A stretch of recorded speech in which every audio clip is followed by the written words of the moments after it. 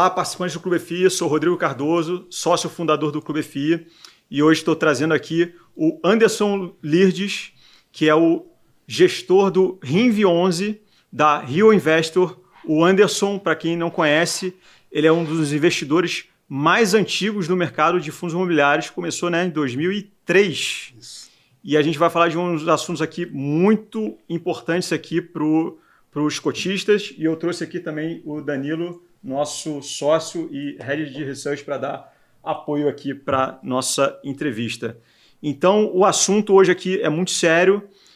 Tem muitos investidores aí que reclamam, de práticas dos gestores de fundos imobiliários que muitas vezes não são consideradas pró-cotista, porque coloca primeiro o interesse do crescimento do fundo no lugar do interesse do cotista, que é gerar mais renda, aumentar o valor das suas cotas, e isso, às vezes, nem sempre acontece. Então, o Anderson vai apresentar uma visão pró-cotista e o que nós, participantes do mercado de fundos imobiliários, podemos fazer para estimular essa prática e propagar mais ela para que outros gestores entendam que, sendo pró-cotista, no final das contas, eles vão acabar lucrando mais, porque no final das contas o interesse é o mercado. A gente está falando aqui, eu sempre acredito que o gestor que pensar primeiro no cotista, tratar o investidor como se ele mesmo tivesse investido, ou seja, com todo o patrimônio no fundo, no próprio fundo, ele vai estar agradando o cotista e, no final das contas, no longo prazo, ele vai estar crescendo mais também. Então, Anderson, muito obrigado aqui pela sua participação. Então, tem muita gente ainda que não te conhece. Se você quiser poder fazer uma breve apresentação sua, fica à vontade. Perfeito. Obrigado, Rodrigo, pela oportunidade. Obrigado ao Clube FI. Primeiro, estou 2 contra 1 aqui, estou preocupado. Não, na verdade, 2 ao favor. Isso. Então, 3 juntos, então. Perfeito. 3-0. 3-0. Conheço o Rodrigo há bastante tempo, assim que ele fundou o Clube FI, praticamente. Sou usuário do fórum ali, das ferramentas. Small Caps, o apelido dele lá. Conhecido como Small Caps há muito tempo, já escrevi bastante tempo nos fóruns, quando tinha mais tempo para fazer isso. Escrevi um livro de investimento em Small Caps. O nome do livro? Investindo em Small Caps, um roteiro completo para se tornar um investidor de sucesso. Já está há 17 anos no mercado, acabou de completar agora, ainda está à venda. Estou muito feliz. Best-seller. Isso, igual você vai ter.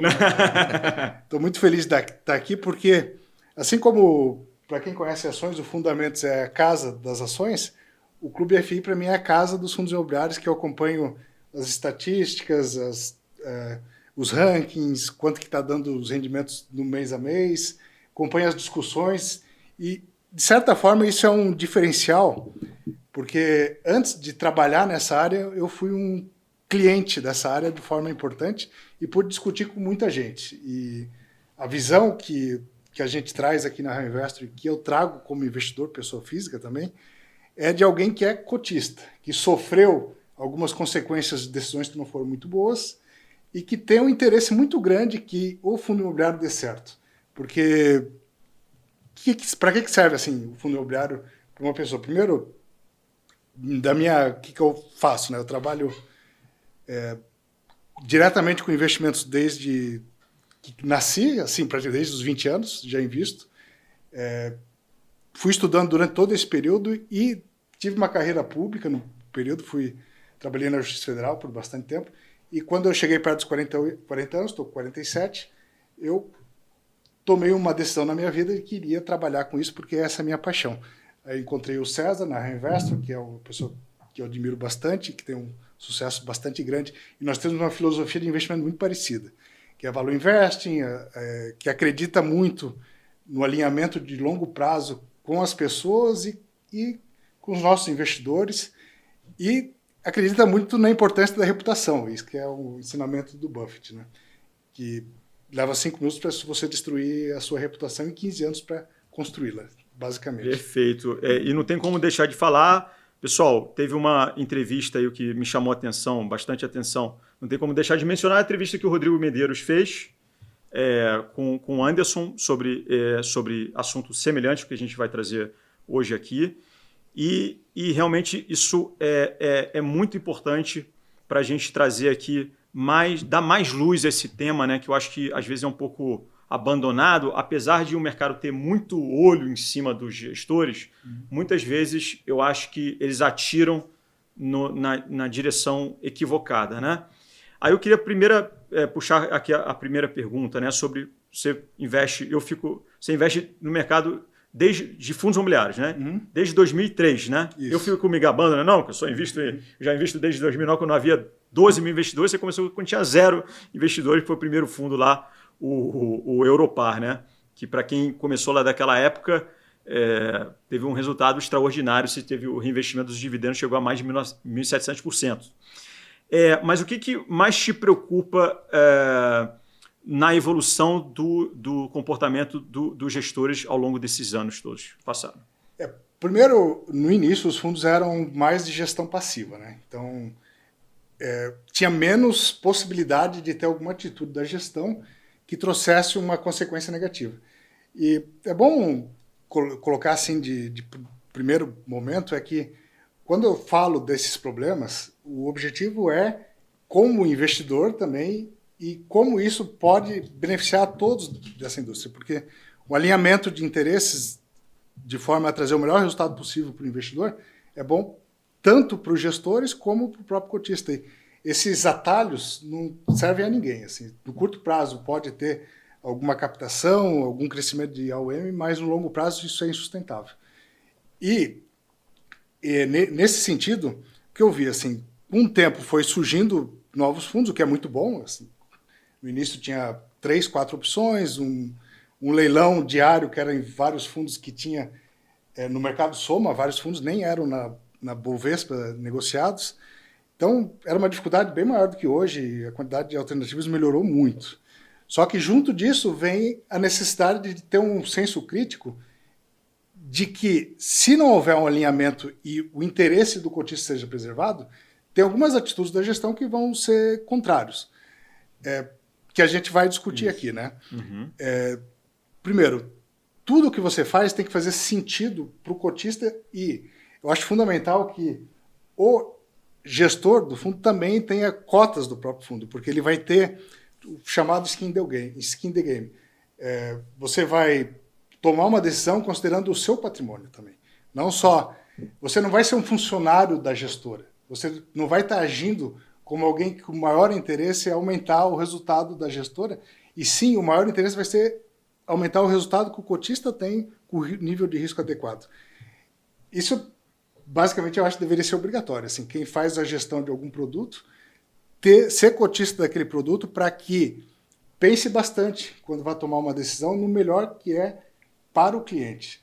Ali a gente tem familiares que são cotistas, pessoas próximas, e toda vez que a gente começa uma estratégia, começa com capital próprio, pequeno, a gente se testa antes.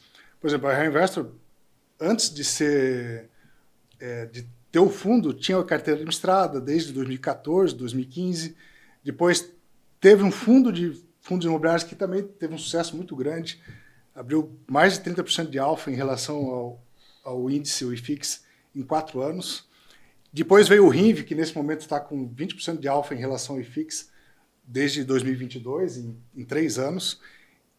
Tudo sempre buscando uma alocação correta, não crescer por crescer. Todo o crescimento foi pautado numa capacidade que a gente tinha, tanto na área de análise de ações, como na área de análise de fundos imobiliários e de crédito diretamente. Então, não foi assim, vamos aproveitar uma janela de mercado, porque está todo mundo captando nessa vertente e isso fará com que a gente consiga crescer rápido, mas não tem onde alocar, a gente não tem expertise ainda para fazer isso.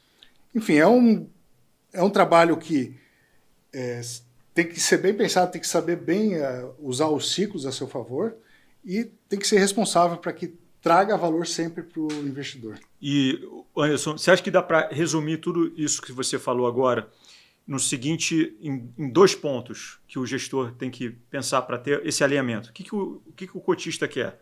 A questão da cotação, ninguém controla. Tudo bem, mercado secundário. Né? Aquela loucura, quando o mercado está pessimista, não tem quem segura.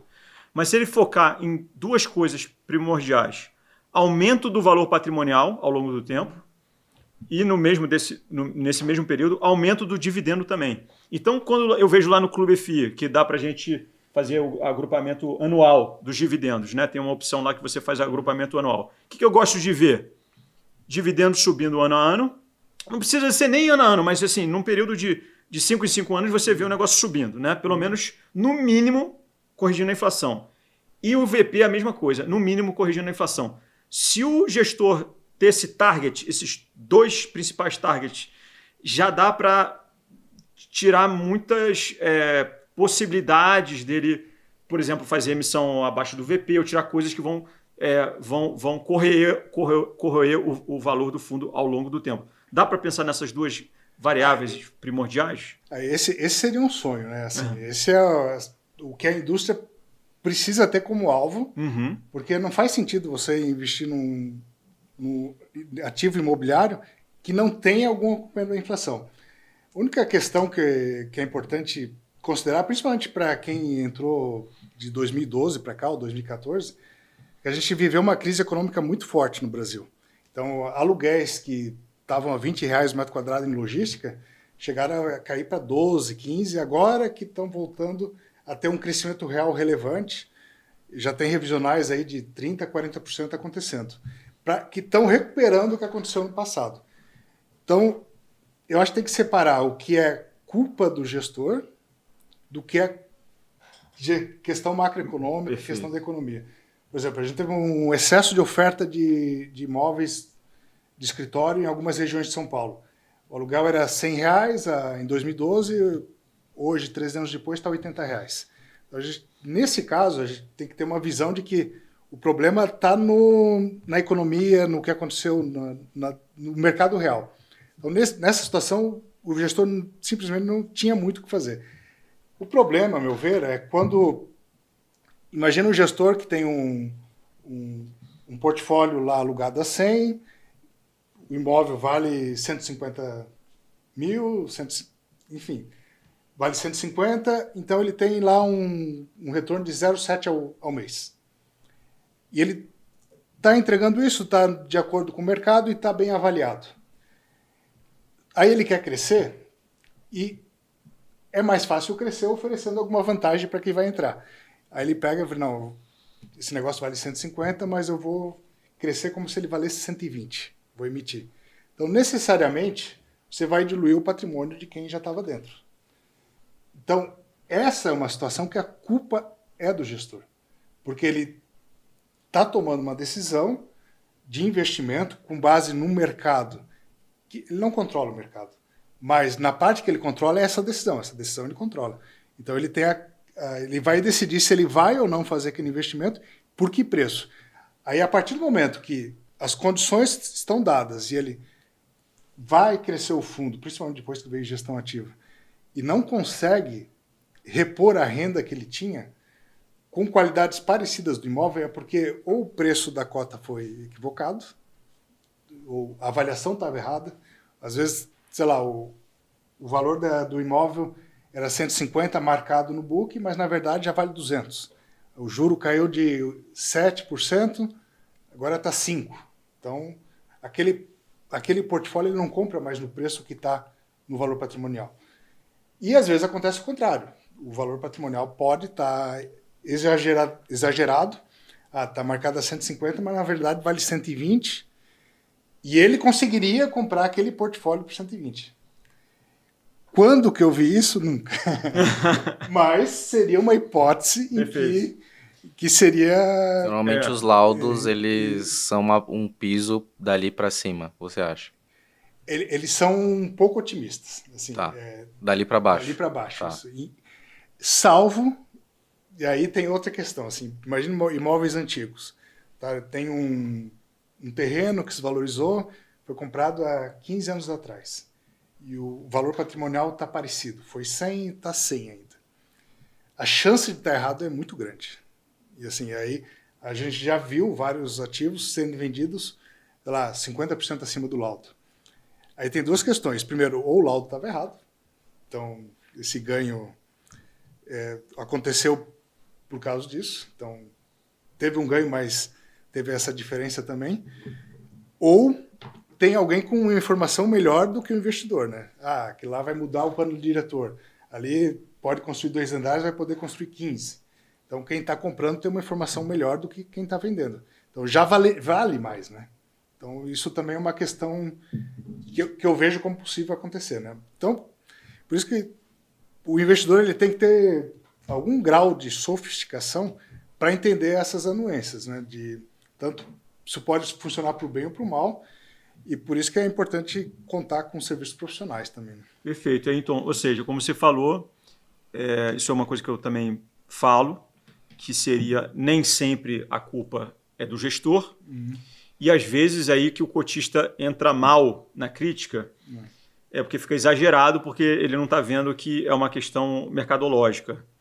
E tem alguns casos que, quando é claro que é uma questão de mercado, há vamos dizer assim, um perdão do cotista frente ao gestor, como, por exemplo, aconteceu no caso do HTMX, que é o fundo de hotel, que durante a pandemia, enfim, imagina, o hotel, quem não consegue ver que o hotel vai sofrer durante a pandemia, não tem noção nenhuma, né? Então, ficou muito claro isso, então o gestor foi lá, né, o Caldeiras, né? O Caldeiras foi lá, se explicou, falou, está acontecendo isso, está acontecendo aquilo, a gente o dividendo vai cair para, sei lá, 70%, 80%, tá. Beleza, ou seja, você tem ali transparência. Né? A questão da transparência, eu costumo dizer que é mais importante do que o próprio resultado do fundo, porque com a transparência você vai construir essa credibilidade que você está falando que é tão importante, né? Para você estar sempre do lado do cotista, explicando o que está acontecendo, para que ele continue com você. E você falou, a reputação você destrói em 5 minutos. E essa credibilidade você demora para construir, mas quando você constrói, você vira o quê? Você tem potencial de virar um Warren Buffett, que não foi à toa. Eu imagino que ele tenha tido boas práticas, eu não conheço muito bem, assim, no detalhe, a construção da carreira dele como gestor de ações, mas imagino que tenha sido sempre pró-cotista pró-acionista, né? Da empresa dele, né? Imagino que tenha sido isso, né? Não sei se você sabe, não sei se você leu alguma coisa a respeito disso, mas eu tenho assim, 99% de certeza que sim. Não, a gente acredita muito nisso. E vocês são muito inspirados nele, né? Inspirados bastante. O César já chamaram ele de Oráculo de Londrina. Eu já vi. Referência, né? E, inclusive, se você for na nossa série, tem uma foto dele. Eu já vi também. E de verdade mesmo. E a gente, nos últimos 4 anos... Quando tira a foto com ele, parece que é ele mesmo. Né? Isso. E quando a gente tem a feira na XP, acaba participando lá. E o clube, na Reinvest, começou assim, pequeno, com foco no retorno.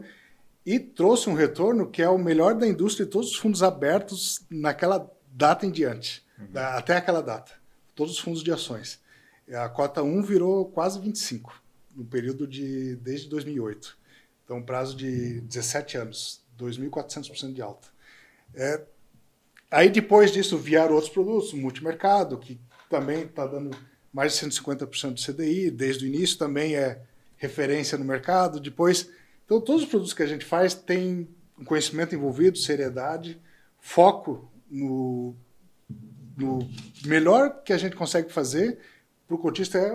Assim, quem trabalha com a gente, ele é apaixonado com isso. Tem o Vitor aqui, que eu trouxe junto para, se tiver algum problema, poder me ajudar. Ele também é apaixonado por isso. Então, todas as pessoas que estão... Nós temos uma equipe na área de crédito também, o Léo, que já trabalha há bastante tempo com isso, tem experiência. Então, nenhuma atividade que a gente faz é assim, vamos tentar ver se dá certo. Por exemplo, na área imobiliária, que dentro dos fundos da Reinvest sempre foi uma parte importante da carteira. Teve várias teses que deram muito certo. Desde o início, Zetec, teve Direcional, que a gente pegou bem no início. temos investimento imobiliário há muito tempo, então essa parte do fundo, que é um dos mandatos do nosso hedge fund, né, tem essa expertise. Eu, como pessoa física, já invisto há muito tempo, já investi muito tempo nisso e, enfim, é isso que a gente procura entregar, né? Essa seriedade de saber o que está fazendo sem pegar atalhos. Isso é importante. Até, por exemplo, a gente já tem carteira administrada de fundo imobiliário desde 2014, 15. Teve todo um auê até 2019 em fundo imobiliário. Aí a gente conversava lá, não é o momento de lançar isso, olha o preço dos ativos. Aí quando chegou, depois da pandemia, a gente se provou... E era muito mais fácil lançar naquela época. Isso, muito mais fácil. Qualquer um conseguia lançar. E quem é procotista se recusa. Isso, exatamente. Não tinha o que comprar. Assim, os preços estavam ridicularmente altos. Tinha fundo logística pagando 5% ao ano, com 50% de ágio para o valor patrimonial. Isso era generalizado. Né? Então, comprar só para sentar no dinheiro e não ter o que fazer não fazia sentido. Aí, quando veio a oportunidade de que a gente estava preparado para isso, com uma equipe preparada, e, ao mesmo tempo, o mercado deu uma janela boa, a gente tem feito esse crescimento de forma calma, racional e com uma alocação adequada, sempre um passo de cada vez. Né? Anderson, você comentou bastante nesse início sobre governança e você tem muito tempo de mercado. Onde que você acha que está a questão cerne desse conflito? Você acha que é no modelo do negócio, porque o fundo imobiliário ele tem uma questão intrínseca de distribuição que impede ele, entre aspas, crescer alavancado? Eu sei que tem fundos que utilizam de compras parceladas para alavancar. Você acha que a cultura do mercado financeiro é uma cultura pesada? Assim? Já trabalhei em banco, metas, a gente vê as pessoas sendo medidas lucro por funcionário. Eu vi um gráfico. Tinha lucro por funcionário, ou seja, você é medido quanto você custa, e o mercado financeiro ele é implacável, né? Ele está procurando crescer cada vez mais, e a partir do momento que a indústria de fundos se profissionalizou, ela entrou de fato nessa questão do mercado financeiro, assim como o agronegócio tem entrado, né, mais na Faria Lima.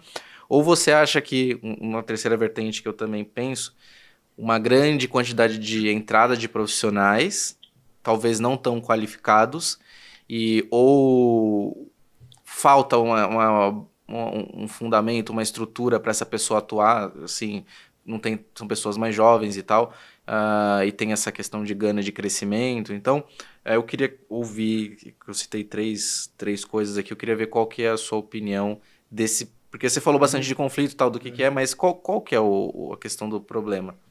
Eu vejo 3 pontos assim, nessa tua fala e que eu concordo. Assim. Primeiro, o mercado, a gente já está há 3 anos e tem um pouco menos de 4 mil cotistas. Tem 2,5 milhões de cotistas no mercado e é um percentual irrelevante que conhecem e compraram o RIV.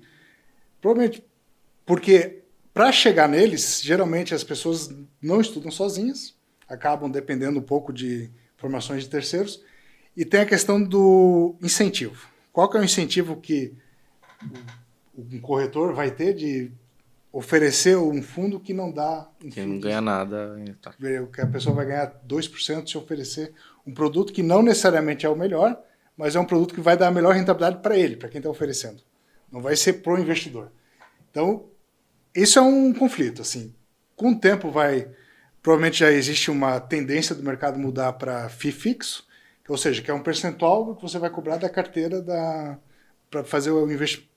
Para fazer as decisões de investimento da carteira da pessoa. Isso diminui um pouco o conflito nessa parte. E aumenta em outras. Tipo isso. Renda fixa, por exemplo. Essa parte da distribuição é um dos conflitos. Então, ele está numa outra parte da cadeia. Então, para você chegar investir no RIV, você já tem que ser cotista para ter o direito de preferência. Não vai ter ninguém lá batendo na tua porta, vem cá, porque eu vou ganhar se você fizer isso. A pessoa tem que quase ir atrás, né? Então, ela já tem que ser um investidor, de certa forma, um pouco mais qualificado para entender e tem que comprar a tese. Ninguém está empurrando a tese. Então, por isso que o RIV, raras vezes, é negociado ao valor patrimonial abaixo. E isso acontece porque ninguém precisa empurrar as cotas. Ninguém comprou para ganhar um FII de Não conheço outro FOF que faça essa... Tem outro que negocia? Eu acho que não tem, né? Não tem. E tem um pouco de motivo pelo retorno adicional que a gente realmente entrega, né? E, então, ao longo do tempo, se você comprar, e isso é um dos nossos objetivos, a pessoa compre e possa ficar no longo prazo com a gente. Porque a gente quer gerar valor no longo prazo, não tomar decisões de curto prazo para inflar no curto prazo o rendimento e trazer problemas no futuro. Que é, inclusive, uma das questões que está acometendo a indústria quando está tendo que fazer fusão de fundos. Por quê? Para poder melhorar o preço médio de ativos que deterioraram o fundamento e não foram vendidos. Então ficou com uma carteira engessada, aquele fundo lá, se vender, tem que ficar vários meses sem distribuir, e isso exige uma dificuldade maior de gestão, né? E se não tem esse trabalho, a gente faz isso constantemente no INVE.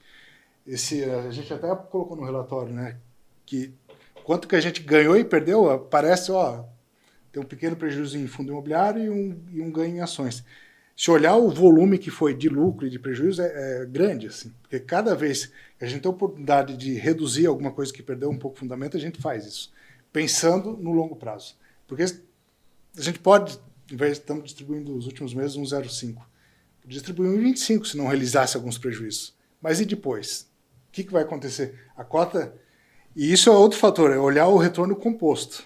A cota, sei lá, ganhou 1,05, mas a cota perdeu 30 centavos. Qual que é a vantagem disso? Tem que olhar o quanto ganhou com tudo, né? Enfim. E você falou que ele está sendo negociado no VP, mas é importante lembrar que os fundos que ele carrega na sua carteira, a grande maioria está abaixo do VP. Então, a pessoa que compra hoje vai estar comprando uma gestão qualificada, pró-cotista, e que tem ativos ali que tem desconto sobre o VP. É importante dizer isso, Rodrigo, até... Primeiro, quando o fundo tem decisões que não são mais conflituosas e que não necessariamente são para o interesse do investidor, assim, alguma coisa tipo ancorar outras emissões que... eu posso comprar esse ativo a 100, o mesmo ativo no mercado secundário está a 80. Por que você não compra 80? Então, isso a gente faz. Por que não compramos 80? Então, a nossa carteira está com ativos comprados da melhor forma possível. Então, de vez em quando aparece uma operação lá, IPCA mais 11. Mas esse nível de risco, eu posso comprar no mercado secundário hoje é IPCA mais 15. Por que você não compra ali no secundário? Então, essa crítica a gente faz constantemente. É uma concorrência entre as classes de ativos para a melhor alocação possível. E o último detalhe ali, falando do conflito, eu tinha falado de né? Um que eu acho que é importante e acaba afetando... Imagina, você é funcionário de um banco ou de uma gestora, que tem metas de como é que você vai ser remunerado. Por quanto mais de taxa de receita você conseguir para aquele negócio. Então, se você forçar para conseguir captar, você vai ser beneficiado no curto prazo. Então, acaba saindo essas emissões abaixo do valor patrimonial ou para comprar ativos que não são tão interessantes. Enfim, acaba incentivando também aquele desalinhamento do tipo, eu boto no teu, tu bota no meu, e o que é ruim, né? Perfeito. Assim, não necessariamente. E esse é um fator. Então, o cara não está gerindo como dono do capital. Ele está gerindo como um negócio que gera uma receita para ele. Agora, e isso, de certa forma, é uma das diferenças que tem em relação às ações. O dono do capital, ele está no conselho de administração. E aí ele vai dizer, não, agora vale a pena emitir novas ações, e geralmente por um preço maior do que vale. A empresa está custando 20 vezes o lucro e 3 vezes o valor patrimonial. Eu vou emitir agora. Porque é bom para mim. Eu vou diluir os meus acionistas, mas eles vão ganhar muito dinheiro. Então, vai ser bom para todo mundo. Já no fundo imobiliário, se não tiver esse cuidado, isso não existe. A pessoa vai não necessariamente estar fazendo isso no melhor momento. Ele vai diluir o que tem por um preço que não é correto. Porque se ele emite, quando a pessoa vai emitir nas ações, ela usa o maior preço possível. Porque ela quer ter o maior retorno possível. Já no fundo, ele não tem esse nível de alinhamento pela diferença de quem vai decidir a hora de alocar. O administrador, o gestor, ele é o que vai ser beneficiado e é ele que vai decidir. Geralmente, principalmente se tem capital autorizado, né? Ele que vai decidir o momento. Já nas ações acontece o contrário. Quem vai decidir é o dono do capital. Então ele não vai querer perder dinheiro. Ele vai fazer quando realmente valer a pena. Esse é um fator. Mas, evidentemente, tem gestores que têm essa consciência. Então é isso que o investidor tem que ir atrás e buscar motivar que as pessoas façam isso. Motivar, vá atrás de investimentos que tenham essa característica. Isso é trabalho também do investidor. Porque os incentivos determinam o que as pessoas vão fazer.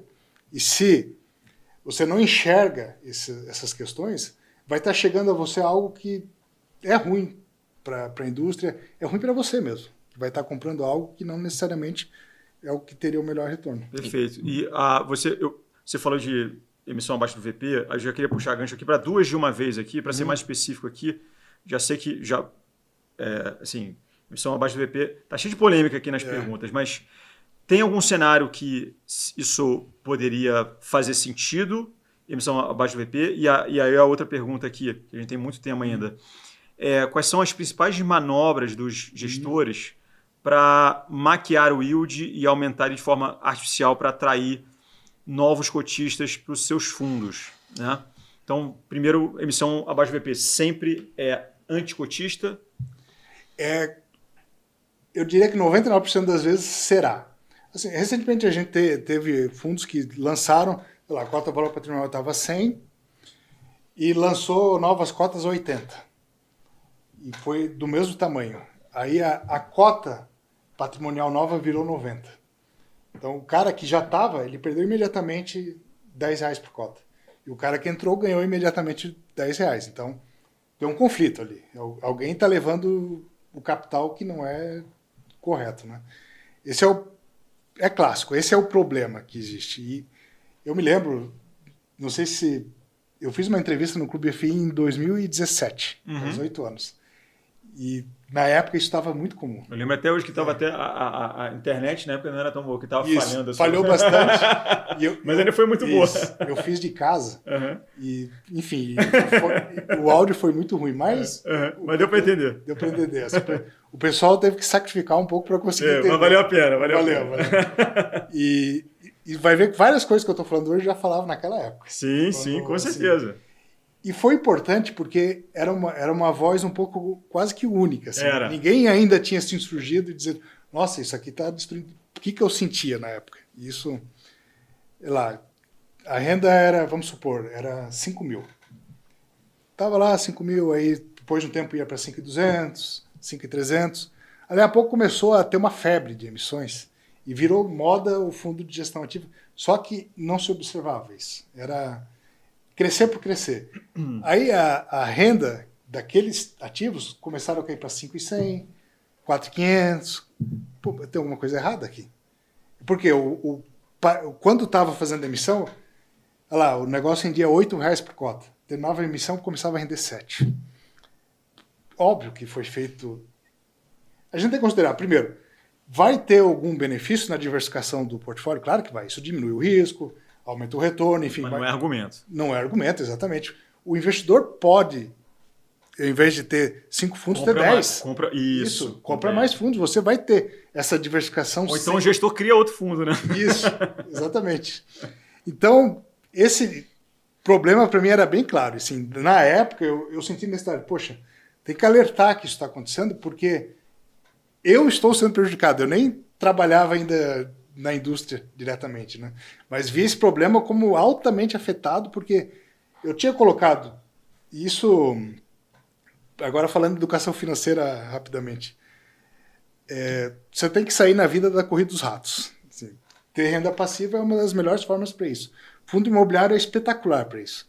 Assim como fala bem, por exemplo, o Barsi fala bem das ações, dos dividendos que geram os fundos nas ações, o fundo imobiliário também tem esse dividendo. E se você, assim como tem problemas nas ações, também tem fundo imobiliário. E assim como tem fundos imobiliários, também tem nas ações.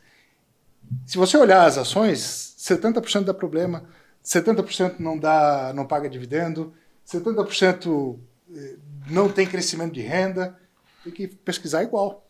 E ele é muito bom em fazer isso. E você tem que ser bom também em fazer isso em fundo imobiliário. Porque tem fundos que vão entregar crescimento de renda, e dada a característica, né? Por exemplo, se você tem um fundo que é um pouco mais ativo, ele negocia mais os ativos dentro do fundo, como o hedge fund, que é o nosso caso, a gente reconhece mais rapidamente a correção monetária, não é um ativo que vai ficar muito tempo ali do mercado secundário. Então, é um pouco mais alto, só que o teu yield é mais alto no curto prazo. Então, você tem um benefício que, quando você receber esse capital, você vai ter que reinvestir uma parte, porque ele não tem como ter essa característica quando é um hedge fund e você realiza alguma operação com lucro. Então, é uma questão que o investidor, na educação financeira, tem que perceber e tem que considerar isso no quanto que ele pode gastar de um rendimento e quanto não pode. Então, eu vou falar assim, o fundo imobiliário é espetacular para isso. E eu percebi isso quando eu tinha 25 anos, 24. Então, já faz 22 anos isso. Então, ali foi um amor à primeira vista, porque tinha essa possibilidade de acessar vários ativos que eu jamais teria acesso se não fosse por esse meio. E ao mesmo... Enfim, para mim é excelente. Então, essas vantagens mais do que compensam os problemas, mas aí que entra a diligência que você deve fazer para evitar de ter esse erro. E esse quase que foi um grito do sofredor, aquele período. Foi, nossa, eu preciso dizer que isso está atrapalhando a indústria e isso não é bom para o longo prazo. É péssimo, na verdade. Perfeito. E só um último detalhe que eu acho que é importante. Antes disso, os fundos que faziam muita emissão follow-ons eram os da Red Griffo, e eles faziam assim, o fundo estava rendendo R$8 por cota. Eles anunciavam a emissão, diziam, nós vamos fazer essa emissão, o preço de mercado da cota geralmente era acima do valor dos ativos, negociava acima, tamanho o crescimento constante de renda que tinha. Nós estamos aqui pagando 8, nós vamos fazer essa emissão de mais 30% do tamanho do fundo, e o fundo vai, depois de alocar tudo, vai render 8,50. Ele aumentava a renda. Era uma corrida para conseguir garantir o direito de preferência, porque era uma emissão altamente vantajosa para o cotista. Hoje, sai uma emissão, putz, lá vem. O que vão fazer? O que querem fazer com esse dinheiro? Qual que é o atalho que estão tentando pegar? Esse é o problema. Então, tem como, assim, tem que olhar bem esse interesse, e já existiu isso de forma bem relevante. Assim, toda a emissão que tinha desses fundos eu participava na época. E olha que coisa que você falou interessante, né? Que 70% das ações têm problemas, aí talvez 70% dos fundos vão ter problema também. E se a gente olhar por essa ótica também, e só olhar para esses 70%, a gente vai concluir que ações é o contra do vigário também, né? E eu acho que o Danilo também concorda que não é a maioria dos fundos imobiliários que é para investir, por isso que a gente tem o Research. Isso. Então, aproveitando para fazer um jabá do Research, entre lá no menu, produtos e serviços, Research ou relatórios de análise, vocês vão ter acesso a relatórios, carteiras recomendadas. Então, a gente faz essa seleção aqui que é muito importante para o dos 400, você tem 15 que é a nossa escolha e esses 15 performam. Isso não quer dizer que só tem 15 bons, né? Não quer dizer que tem 15. Na verdade, se for juntar todas as carteiras, dá uns 30 recomendações. E olha só que interessante, mesmo se a gente falar de 20% do mercado, a gente está falando de 80 fundos. Lá no início da indústria, havia o quê? 30 fundos. Isso. Né? Então, por mais que lá naquela época tinha, sei lá, 100% pro-cotista, 30 fundos, a gente estava falando de um universo só de 30. Então, hoje a gente estaria falando de um universo de cerca de 40 fundos, que seria... Isso num cenário, sendo bem pessimista aqui, né? Ou seja, ainda assim é muito melhor do que o que nós tínhamos, né? Aí eu queria que você falasse também sobre essa questão aí de práticas para inflar yield e atrair cotistas dessa forma artificial. Teve dois movimentos fortes. Assim, 2012 em diante começou a ter a chamada renda mensal garantida. Inclusive, era assim, eles lançavam um empreendimento, um escritório, shopping, alguma coisa, faziam um laudo Isso teve um sofrimento grande. O laudo de avaliação, que alguns que eu via, era assim, projeções altamente fantasiosas, assim, crescimento de 15% ao ano, um ativo que tinha 30% de vacância, ia reduzir a vacância para 2% em 2 anos, coisas impossíveis. Aumentar o aluguel. O aluguel ia aumentar em termos reais 5% ao ano durante 10 anos, coisas... Enfim, aí chegava naquela renda mensal garantida, esse ativo aqui vai te render 80 centavos, você paga 100. Olha que negócio espetacular. Só que aí acabou a renda mensal garantida, rendia 30 centavos, 25, era uma distorção absurda. West Plaza, e até o Floripa Shopping. Floripa Shopping, até o Floripa ele Shopping. Rendia 8,80 e terminou a renda mensal garantida pagando R$2 por cota. Não chegou a zero? Chegou a zero. Chegou a zero, óbvio. Enfim, isso acontece até hoje também. Exatamente. Por incrível que pareça, deu certo. Ele foi lançado a 1.000, aí chegou a 400, aí todo mundo largou o osso, aí depois tá o quê? R$2.000 hoje, né? Eu peguei naquela época, tava R$500. Né? Boa. Enfim, foi uma baita distorção ali, enfim. Uma tese bem específica. Aí,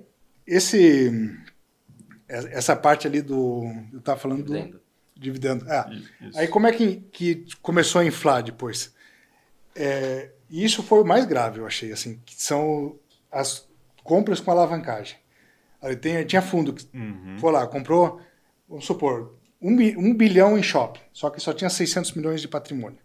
Então, 400 milhões é alavancagem. Shopping, escritório, qualquer coisa, logística, serve qualquer ativo, aqui a estratégia é a mesma. Aí esse 1 bilhão de ativo gera um aluguel que te pagaria R$1 por cota. A cota é 100, paga R$1 por cota.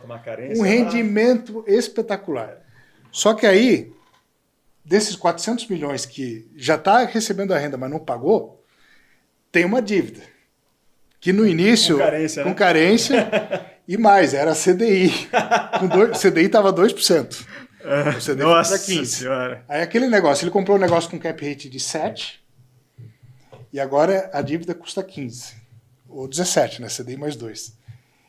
Ou seja, esses 400 milhões de dívida praticamente cobrem todo o ativo, toda a receita que ele tem. Só que aí coloca uma carência longa, 3 anos de carência. Então, aquela dívida vai crescendo ao longo do tempo e aí só reduz o valor patrimonial, não reduz a renda. Aí você não está pagando aquilo e te parece, nossa, está rendendo R$1, que fundo bom. Aí você vai ver, por isso que, assim, umas coisas, a gente analisa assim ali na Reinvestor, quanto que dá de renda e quanto que o VP varia. Aí o VP foi lá, rendeu R$1, o VP caiu 30 centavos. Então a renda real é 70 centavos. Então vale a pena investir nesse fundo com a renda de 0,7%? Aí a gente analisa se o ativo é bom, não é, enfim. Então esse, para mim, de longe foi o pior e que deu muitos BOs no mercado, né? Vários, assim, fundos fizeram dessa forma, depois tiveram que vender ativos a qualquer preço, tiveram que fazer emissões muito abaixo do valor dos ativos. Né? Assim, ativos que tinham 100 R$100 por cota de ativos, sobrou 20, 30, negócios quase apocalípticos, assim. Então, e aí no curto prazo tem essa questão de, por exemplo, num FOF ou num hedge fund, de só vender os ativos que deram retorno, ou seja, vender as flores e cultivar as ervas daninhas, que são os ativos que não deram certo, só que se vender teria que realizar um prejuízo. Isso reduz a renda no curto prazo, só melhora no curto prazo e reduz no longo prazo, né? Então, isso é um problema sério, muito comum em FOF e hedge fund, e isso a gente viu vários fundos engessados depois por causa disso. E tem a famosa seller finance também, que acaba, se ela tem uma parte do caixa que fica rendendo o resultado financeiro ainda, aí tem uma renda artificial no início, enfim. Não há problema em usar essas estruturas. O problema é que o investidor tem que entender e precificar corretamente. Só como muita gente acaba não tendo condições de analisar isso, precifica aquela renda real como se fosse real e não como se fosse algo temporário e não ajustado à realidade. Anderson, qual a primeira coisa que você tenha, né, um FOF que todo mundo vai chamar agora de hedge fund, com essas novas estruturas de regulamento e poder investir em outros tipos de ativos. E quando você pega para avaliar, bom, eu acho que essa revisão de carteira você faz todos os meses, né? Você está sempre acompanhando o mercado. Qual que é a primeira bandeira vermelha que você fala, isso daqui para mim é negociável, vou vender mesmo com prejuízo e para mim não tem negociação? O que para você é bandeira amarela? Você fala, olha, isso aqui é ruim, mas dá para sustentar e vamos ver os próximos passos. E o que é a primeira coisa que você avalia? São 3 perguntas, tá? O que é a primeira coisa que você avalia quando chega algum fundo novo, alguma casa que está fazendo alguma tese diferente, assim como vocês fazem? Bandeira vermelha, primeira questão, assim, imagina que você comprou um fundo que os ativos valem 100 e você pagou 80. Sua margem de segurança é 20. Às vezes o ativo, você avalia tal, eu pagaria até 90 neles. Ou o ativo está muito avaliado numa condição do mercado que não existe mais, ou tem principalmente aí em ativos de crédito, né? Tem algum problema de inadimplência, que, sei lá, que atinge 5% da carteira e o desconto é 20%. Tô levando 15% de graça ainda. Aí, então minha margem de segurança está alta. Aí chega a gestora e vou emitir a 80 para captar. Aí meu valor patrimonial vai para 90, não mais, considerando que dobra, né? Vai a 90 e, ao mesmo tempo, a minha margem de segurança, que era 15, virou 5. Se ele fizer isso de novo, acabou a margem de segurança. Então, para mim, isso é uma bandeira vermelha porque é um instrumento de destruição ativa. Uhum. A minha margem de segurança vai... Vamos levar pro exagero. Tô lá, eu tô no negócio que vale 100. Eu quero crescer, imita 80. Valor para 90. Quero crescer mais, imita 70. Valor vai para 80. Quero crescer mais, imita 60. Valor vai para 70. No final, o cara tem um fundo 50 vezes maior e o investidor dele tem 10% do patrimônio que tinha. Mas ele cresceu, conseguiu, enfim. Uhum. Então, por isso que é um problema que pode ser sério, se utilizado de forma inadequada. Né? O segundo cartão amarelo é quando tem um erro que é, assim, é um erro que dá para... o negócio se deteriorou mesmo. Quando foi feita a operação, existiam garantias, ou teve uma explosão inflacionária que fez com que o ativo e o passivo se desbalanceasse. Não é um cenário binário, você vai ter alguma recuperação ainda daquela situação. Ou fez uma compra naquela condição de mercado era ok, mas hoje não se justificaria, mas tudo bem, não foi aquele erro crucial. Ou esse é o outro ponto. Ou então o outro cartão amarelo fez uma alavancagem que, está cruando lá 20 centavos de cota por cota de financeira, está rendendo 80 centavos e o fundo não está precificado a 100, está precificado a 80, está precificado pela renda real. Eu olho assim, dá para considerar que mesmo tendo uma renda artificial, ele está com um rendimento que, se passar, se aquele rendimento for para a realidade, ainda dá um rendimento bom, um risco-retorno bom. Então, tolerável. E o que eu gosto mesmo é, por exemplo, um fundo compra no atacado um negócio com cap rate excelente, tipo um imóvel logístico bem localizado para caramba, cap de 9. Espetacular. Ou um shopping lá que vende mais de R$1.000 metro quadrado privativo por cap de 9. Excelente. Excelentes aquisições, o nível de retorno bom no mercado. Então, está gerando valor. Esse negócio, assim, ao longo prazo, se ele fizer vários negócios desses, aí depois ele consegue vender alguma coisa com cap de 8. Está gerando valor, está vendendo mais caro. Aí ele comprou 1 bilhão de ativos, vende uma parte, 200 milhões. Então, vende a varejo, compra atacado. Então, ele tem condições de... Então, outro que gerou muito valor, o HTMX lá de hotéis, excelente a gestão deles. Eles compram no momento certo, na crise, vendem depois quando o segmento se recupera. Então, tem gente que sabe fazer isso. O próprio HGRU fez muito bem isso, comprou lá. Então, tem fundos que que a gente pode dizer, nossa, eles estão fazendo um trabalho correto. E os outros a gente prefere não citar. E Anderson, assim, tudo que você citou dessas práticas são práticas que estão dentro das regras do jogo. Uhum. Né? Então, a gente pode falar que é o limite da ética, mas está dentro da regra do jogo. Né? Você vê que seria possível um fundo nascer com certas travas no regulamento para impedir que essas práticas sejam feitas? Aí, emendando em outra pergunta, você também acredita na autorregulação do mercado? Porque eu acho que o maior xerife do mercado não é CVM, são os próprios cotistas, né? Porque se não tem demanda para coisa que não é pró-cotista, não vai ter também gestor anticotista, né? E o que você acredita, né? O cotista você acha que o cotista ele tem um real poder de influenciar na conduta do gestor, né? Então você já viu, eu acho que a gente já viu em vários casos, né, uma mobilização pró-cotista, né? Como é o mercado, eu costumo dizer, é o mercado mais vigiado da indústria financeira, né? Tanto para o bem quanto para o mal, né? Então, primeiro essa questão da regulação. O que pode... Tem algum fundo que, se nascer com algum tipo de regulação específica, você já pode falar, putz, esse aqui vai ser muito difícil dele fazer emissão abaixo do VP, vai ser muito difícil dele tornar yields artificiais, enfim. Regulação. Se não tem na regra da CVM, mas daria para um fundo nascer assim e evitar essas práticas? Como é que você vê isso?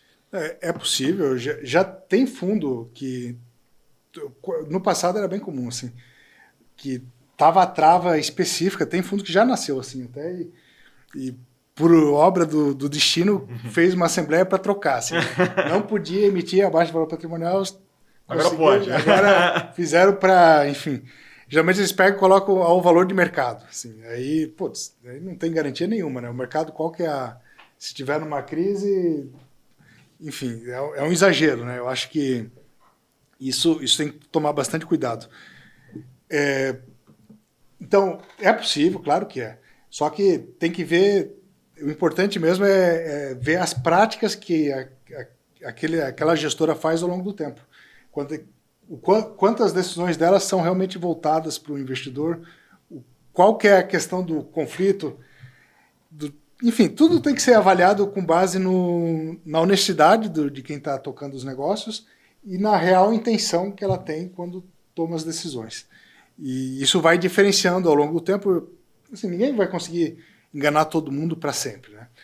Chegar algum momento que eu acho que o mercado vai ter que reconhecer o que está sendo feito certo, quem que está agindo de forma correta, quem está conseguindo não entrar nessas arapucas, né, que são boas no curto prazo, mas que trazem problemas sérios no longo prazo. Eu acho que a autorregulamentação já existe um pouco na Ambima, né, a autorregulamentação dos fundos.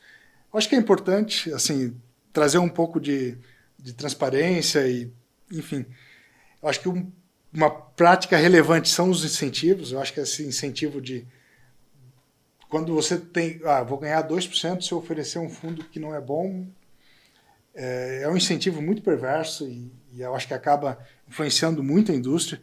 Então não tem incentivo, por exemplo, na reversa a gente paga a emissão, todos os custos da oferta, a pessoa entra ao valor patrimonial, assim, botou 100, recebe 100, não vai ter. É muito comum uma emissão você botar 100 e no dia seguinte tem 96. Como era no passado nos fundos de previdência, tinha taxa de carregamento. Então, no fundo imobiliário, quando há uma emissão com custos, você tem uma taxa de carregamento, que era péssimo, né? Então, isso é uma questão de amadurecimento. E a taxa de performance, se bem alinhada, eu não acho injusta. Porque, por exemplo, você tem que ganhar... Até eu acho, pessoalmente falando, eu até acho uma remuneração mais justa que a taxa de administração.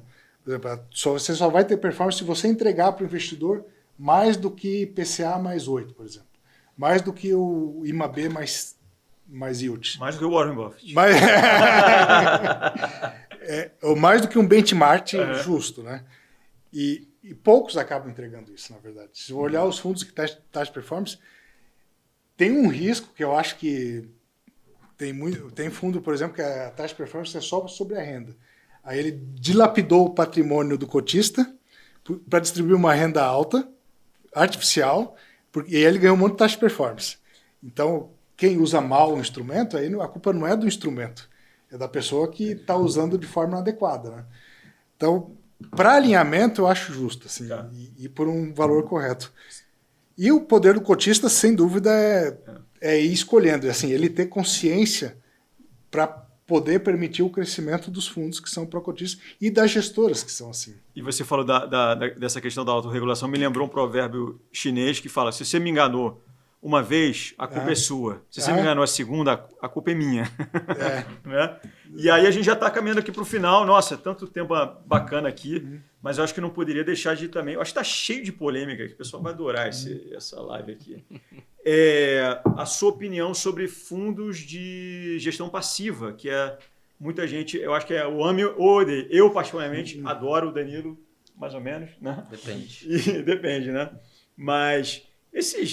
ainda temos aí monoativos lá da época lá do início da indústria, que estão aí sendo engolidos aí pelos grandes fundos, mas muitos de gestão passiva entregaram resultados espetaculares, né? Aquela coisa, é o simples, o arroz com feijão ali, mas que tem potencial de entregar resultado bastante interessante. O próprio euro, por exemplo, cresceu o valor patrimonial ao longo do tempo, cresceu o dividendo ao longo do tempo, que é tudo que o investidor quer. Muita gente fala sobre a inviabilidade de você atualmente ter fundos de gestão passiva. A minha provocação é a seguinte, não existe uma possibilidade de surgir gestoras especializadas em fundo de gestão passiva e criar uma estrutura operacional para ter, de fato, sei lá, 20 fundos de gestão passiva, por exemplo, ou isso é uma maluquice aqui da minha cabeça de como alguém que não quer que esses fundos morram. Porque, assim, eu acho que existe uma demanda de pelo menos 10% do mercado para que esses fundos existam. Então, acho que deveria pelo menos 10% do mercado ter fundo de gestão passiva. Qual a sua opinião sobre esses fundos? Eu concordo assim, contigo, Rodrigo, que tem mercado para isso. É um nicho. Seriam nicho, as nossas small caps. Isso, exatamente. Nós temos um amigo, que é o Leandro Fiz, que é apaixonado por esses fundos também. Eu acho que a principal questão que levou a isso é que no longo prazo a gente não vê esse crescimento patrimonial dos fundos ativos, e o principal motivo para isso são emissões em momento inadequado e a diluição. Por exemplo, vamos supor que virou o ciclo, os fundos conseguiram comprar algumas coisas. Quando é que vai surgir o cap de 9%, o 10%? De ativos razoavelmente bons. No meio de uma crise, como agora. Agora tem isso. Porque o juro está muito alto, ninguém consegue captar. Então, ou você compra isso, ou aquilo que foi comprado a cap de 7, o mercado cai, o preço de 100 cai para 80. Aí você vai lá e compra. Você construiu esse cap comprando bem. Então, não necessariamente o ativo o próprio fundo comprou bem. Aí os fundos de gestão passiva, a vantagem é que eles te permitem carregar essa boa compra. Porque quando melhorar o mercado, e aquele que era 100, que você foi lá, foi reavaliado para 80, daí, porque mudou o cap. Só que aí o mercado melhorou, aí tem defasagem de 1 ano para os laudos, e aquilo lá que você comprou por 100, agora você compraria por 120. Não compra mais por aquele preço. Só que ainda não está no laudo isso. Então, você vai emitir e aquilo que deveria valer 120 e ainda não está no laudo, vai valer para você 110 se dobrar o fundo. Então, quando surge a bonança, eles vão vir... Você foi lá, ficou construindo a tua pizza durante 5 anos de amargura. Como quem entrou ali de 2020 para cá, estão de graça os fundos há muito tempo. Você ficou lá fazendo a tua pizza, tal, de grandona, assim, e a fatia era toda tua. Aí quando chega a hora da bonança, o mercado chega e fala, pessoal, vocês não participaram aqui do momento ruim, mas nós vamos dividir a pizza em 10 pedaços. Então você tomou uma decisão correta de alocar naquele momento, e você tinha a pizza inteira. Agora você só vai ter um 10º. Você vai dividir com todo mundo que não participou. Por isso, essa é uma reflexão, acho que tem que ser feita, e há como evitar, que é comprar ativos que vão ter a mesma renda, fazer alocações corretas. Então, só que você corre esse risco, que é um risco que não é de mercado. Daí. Correr o risco de mercado é muito bom. Você ter uma noção do ciclo do negócio, você ter uma noção de, putz, agora começou a reduzir a vacância, vai ter pressão da alocação, você vai ganhar com isso. Você tem como tomar decisão. Agora, se você tem um fundo que, além desse risco de mercado, chega, putz, agora melhorou, vem cá, eu vou emitir para comprar um negócio caro, porque o mercado está bom para emitir. Aí não é só aquele fundo que vai fazer isso. São 30 fundos fazendo isso ao mesmo tempo e tem 10 ativos bons. Os primeiros 10 vão, mas já não vão custar 9% de cap. Vão levar a 7%. Aqueles que, de 9%, é aqueles lá que só vendem nessa etapa do ciclo. Tipo um Senesp. Só vai ficar viável quando toda São Paulo está com vacância de 1%. Ou o centro do Rio de Janeiro ali, que ficou viável quando o Rio de Janeiro chegou a 1% de vacância. Aí o cara vai lá e consegue vender a cap de 9%. Putz, não vale aquilo. Você comprou um negócio caro num momento ruim e a tendência é dali para baixo. Então, a vantagem que tem um fundo passivo é que você não tem esse elemento de risco. É claro, você vai ter mais risco, às vezes, do ativo em si, né? Você vai ter mais risco de... Você gerencia o risco. Você gerencia o risco, exatamente. Deu uma vacância, meu amigo, perdeu 100% da renda, às vezes. Isso. Às vezes vai ter que emitir para pagar o custo do condomínio, do IPTU, do administrador, enfim. Então você tem um problema que pode se tornar grave, que num fundo grande não teria. Está diluído ali dentro. A vantagem e o benefício está diluído. Mas se comprar vários monos... Isso, exatamente. A gente faz essa estratégia dentro do Ringer. Perfeito. Então, a gente já está caminhando para o final aqui, já estamos até estourando o tempo aqui. Aí a última coisa que eu queria que você falasse, dar um conselho aí para os gestores, o que você acha que eles poderiam fazer para ter esse alinhamento com o cotista e convencê-los que, eles vão, no final das contas, eu tenho certeza, no longo prazo, eles vão lucrar mais do que se eles fizerem práticas que não são pró-cotista. Primeiro... Rapidamente, já estouramos o tempo aí. Primeiro, tem gestores muito bons, assim, nem todos eu acho que fazem com essa intenção, enfim, eu acho que tem que separar o joio do trigo, né? Uhum. E, primeiro, foco no longo prazo, de comprar aquilo que faria sentido para você, assim, não que faça sentido só para a empresa que você trabalha. Então, tome uma decisão considerando que o seu dinheiro está envolvido nisso. Isso eu acho que dali deriva muitas coisas. Primeiro, tentar sempre o alinhamento para fazer o melhor possível, evitar ser o último da fila no valor do negócio, aquele cara que paga o mais caro possível. Isso é terrível, né, na indústria. Para ter alguma gordura quando você comprar bem, e quando vender de forma oportunística, que traga algum retorno adicional. E principalmente fazer de forma séria, fazer de forma assim, a trazer valor para a indústria, porque todos acabam, de certa forma, sendo afetados quando alguma prática não é muito bem. Um monte de gente falando mal, e é um exagero, eu acho, né? Mas em alguns casos tem razão, né? Então tem que trabalhar para não dar motivação a isso. E isso é um amadurecimento, eu acho, de longo prazo. Eu acho que hoje a indústria tem muito mais opções, eu acho que isso é uma vantagem enorme para quem está investindo agora do que era no passado.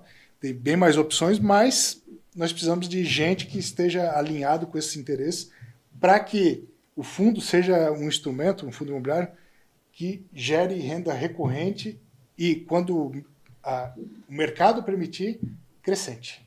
E quando o mercado permitir, a gente está separando bem isso, né?